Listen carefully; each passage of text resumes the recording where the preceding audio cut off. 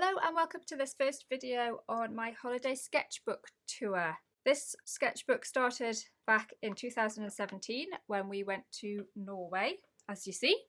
This was my first venture into sketching out and about, so a little bit experimental to begin with. I left this front page because I knew I wanted to do an introduction to the place that we were. So during the week I added the things like we went to Bergen, so these are the houses at Bryggen. We went on a fjord, so this is views from there. And there was a beautiful sunset from our window. This first sketch I've annotated as well, so it gives you a little bit of a reminder about what the scene was. So this is the view from the house on the first morning. By the time I'd finished, you could see all the hilly bits on the left hill. I must have done this first, and by the time I'd finished the painting, the light had moved, so you could actually see more of the definition of this hill. We had a fabulous view from our house, by the way. This was the next day after lunch at Mielde Arboretum, looking onto Sjømørkevågen. This was a little lake or inlet, and there were beautiful reflections, and this doesn't really do the place justice. So I think that if I went back and did the technique that I do now, I think this would be so much better. But I do have a photograph of this, so that should be on my list to do a proper painting of this and do it justice. This again is a view from the house that we were staying in. Evening sun at Sandsley. The colours on the hill changed so quickly from golden to grey. As I explained in my video about which sketchbooks I use, if you haven't seen that, then I will put a link in the corner of the video. I bought this sketchbook because it is for mixed media. So that means that I could, if I didn't have time to do a watercolour, I could just get a pencil out and sketch, but it smudges a little bit, and this has got a slight fine tooth. Some artists quite like that for pencils, but I don't. I like smooth. That was one thing that I took from this first venture. But this is Bryggen Wharf, only a few buildings from the opposite side of the harbour, because these buildings kind of go all the way along. The colours are wonderful and the reflections were fabulous at 6:20 p.m. So I have got a photograph of that, and I have painted as well. This is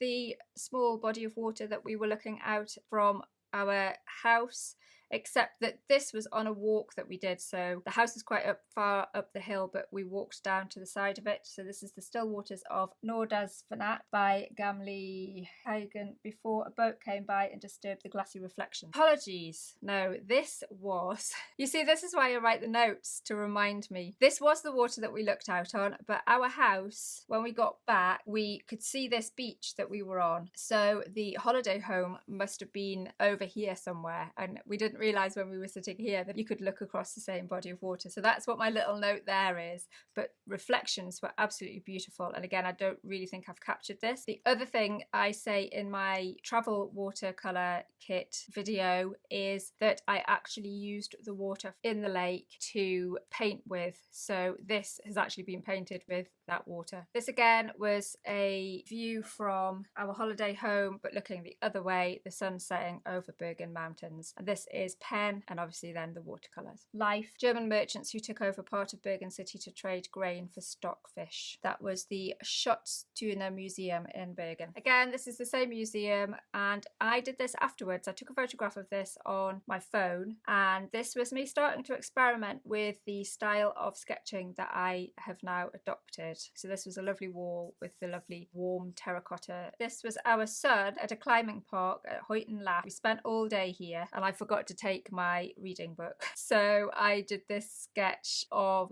this is a little clump of trees that I could see from our window in our holiday home. This was sunset on pine trees at Sandsley. So obviously this was when we visited Hurdla Island, a peaceful inlet on Hurdla Island. I sat on a rock and the sun was warm on my back. I took a photograph of this scene, and I have this was the first try of pen on this medium. This is a tree between walls on Hurdla. There was a little lake here, or a little pond here, and the remains of the foundations of a building, and then just things growing wild in here. So I was struck by this tree growing between the walls and all of the wildlife in there. Because I didn't really get to paint mountains and fjords and things, I did this one after I got home. I can't remember whether it was from a photograph. I haven't actually written down where it was either, but when we went to Norway, it only rained one day and the day that we arrived, but it wasn't particularly sunny on the days that we went on the fjords. So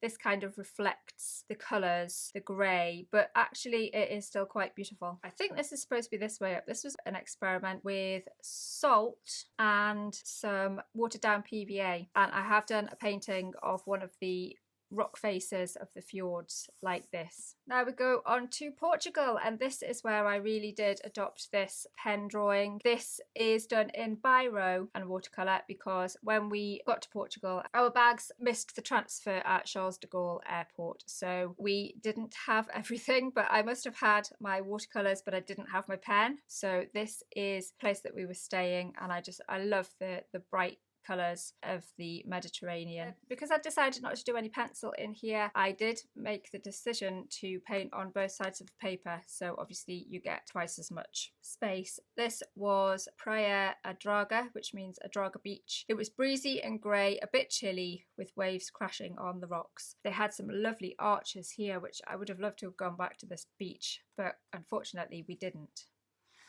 Later that day we went on to Cascais, and I was stood in the water here in this little harbour bit. It was a little beach bit where lots of kids were in the water. My son was playing in the water, and I stood ankle deep in the water and sketched this. I didn't take a photograph of this. This is the first one that I did that I didn't actually take a photograph of. So if I was ever to paint that, then I would just have to make it up, I guess. This top one is the Moorish Castle. This was the first time that I'd actually sat beside a path and had people walking backwards and forwards looking at what I did, because I've always been a bit nervous about just getting a sketchbook out and doing it in front of people because I worry what they will think. But lots of people had a look. Somebody said c'est très joli, which means it's very pretty, beautiful. That gave me the confidence to actually do it more often. This was the same day, but later on we went from the Moorish Castle, we went to Penna Palace. Lots of walking, lots of uphill. My legs almost died and I didn't think I was going to make it, but we sat on the terrace in the cafe having a lovely rest and a chocolate bar. And I drew these little details, and then I actually painted them afterwards when we got back and put down some of the other colours of the palace because it's really, really bright. This was my favourite place, Palace of Montserrat. Beautiful building. I think I've gone a slightly dark on it, and the only thing about this was that this part of the building, I think it was the middle section, because this was mirrored on the other side, was under scaffolding, so it was all white there, but obviously on a painting you can use artistic license and just block that out. This day we actually went to Lisbon, so I took my sketchbook. I think I might have taken my big pad as well, and I didn't really have any opportunity to do any sketching. So when we got back, there was a lovely little bunch of flowers that the owner of Blossom Terrace, where we stayed, had cut to put on our table outside, and these were all from their little terrace garden. And this one, which I think is a salvia, was in the flower bed just outside our bedroom window. So I thought I'm going to do a little still life of the flowers. Finally, a sunny beach, Magoito with loud waves crashing. It was quite hot and sunny on this. We did get a little bit sunburnt, but I think this reflects the really bright colours of that day, especially if you look, oh, that was good, look back on that and how grey that was and how lovely and sunny that was. And this is also Magoito Beach, even though I haven't actually put any notes on this. This painting, we were kind of sat down here on the beach, and then you walk all the way up to this bit here, and there's a cafe where we sat and had an ice cream and a drink, and I sketched this view from there. Because we'd only had a week in Portugal, later that year we had a week in Scotland as well. So this is Coralin, and my notes here, there's a cave nearby where William Wallace hid after slaughtering the sheriff and his soldiers at Lanark Castle. The falls weren't as full as usual after the dry weather. We'd seen pictures where it's just all water full, and I had drawn this in pen. I'd taken quite a while over it, obviously because of all the cross-hatching and things, and asked my long-suffering husband and son if it was all right if I could paint it. It wouldn't take me very long. They said yes, and I'm so glad they did, because I think this looks so much better with the paint on, because you can tell what is rock and what is trees, and what is water. This was a lovely spot for lunch, looking across Loch Ard, the road to the Forest Hills Hotel, which is where we were staying in an apartment. So yes, the road kind of went across here, so this was the only way in and out of our accommodation, so we drove along that road quite a lot. Rainy day, that's all it is. We went to Stirling, it was raining. We went to Alloa Tower, it was raining. So when we got back, had a cup of tea, looking out of the sliding doors, and that was the view that I did that day. This day we drove up to Loch Lomond. Can't actually drive around it, so we drove up the west side of it and then kind of came back through the Highlands. So this is one of the views from a viewpoint. I also did this one from the same viewpoint, but obviously looking a slightly different way.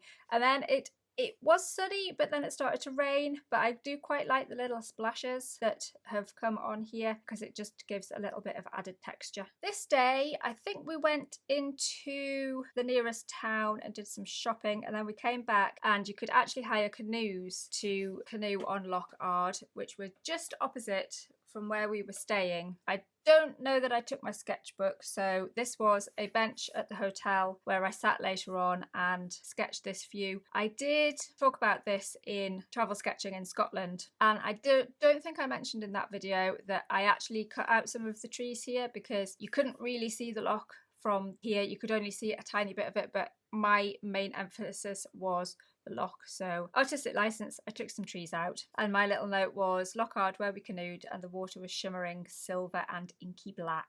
This was a place that we had gone past twice because we walked in the Queen Elizabeth Forest Park, and then later on we did a bike ride which encompassed some of the same part of the walk. This was the sun sparkling on the water of Lochan Glenane. I love the way that I've done the trees here. I'm really pleased with that, and I love the way that the water, the blues and the greens, have all merged into each other. We did the walk at Bracklin Falls and Callander Crags up from Callander. You could get to the rocks from the path, so we sat on these huge boulders. People came and they went, and they came and they went. We had some lunch. I obviously spent 20 minutes or so sketching, and we just took the time to absorb the atmosphere and the sound of the rushing water. And this is, I believe it's called the Butterfly Bridge. This was part of the same walk. This was Callander Crags, and I wanted to do something different, see some colours in the landscape, different colours. So that's why I've gone for pinks and more of the purples in that. And I think I like it. I think it needs a bit more experimentation